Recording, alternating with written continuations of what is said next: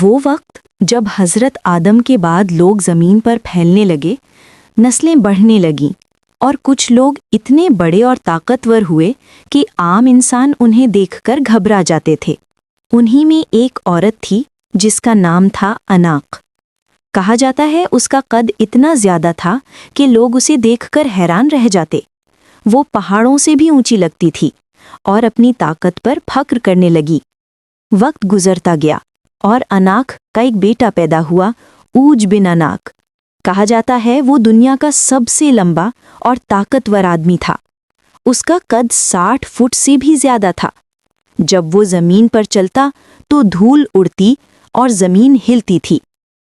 لوگ اس سے ڈرتے تھے کیونکہ وہ صرف طاقتور نہیں، مغرور بھی تھا۔ کہا جاتا ہے وہ سمندر کے بیچ تک چل جاتا، اپنے ہاتھ سے مچھلی پکڑتا اور دھوپ میں اسے پکا کر کھاتا۔ وقت آگے بڑھا اور یہی اوج بن اناق حضرت موسیٰ کے دور میں بھی زندہ تھا۔ جب موسیٰ اپنی قوم کے ساتھ اللہ کے حکم سے نکلے تو راستے میں یہی دیو قامت آدمی سامنے آ گیا۔ اوج نے ہنس کر کہا، یہ چھوٹے قد کے لوگ مجھ سے لڑیں گے؟ مگر اللہ کا نظام کچھ اور تھا۔ جب اوج نے اپنی طاقت دکھانی چاہی تو اللہ نے زمین اور آسمان کو ہلا دیا۔ کہا جاتا ہے کہ اللہ نے حضرت موسیٰ کو ایک خاص عصا یعنی سٹاف دیا اور اسی کے ایک وار سے اوج زمین پر گر گیا۔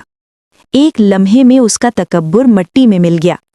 یہ واقعہ ہمیں یاد دلاتا ہے کہ چاہے انسان کتنا بھی بڑا، طاقتور یا مغرور ہو، جب اللہ کا حکم آتا ہے تو ہر مخلوق صرف ایک لمحے میں ختم ہو جاتی ہے۔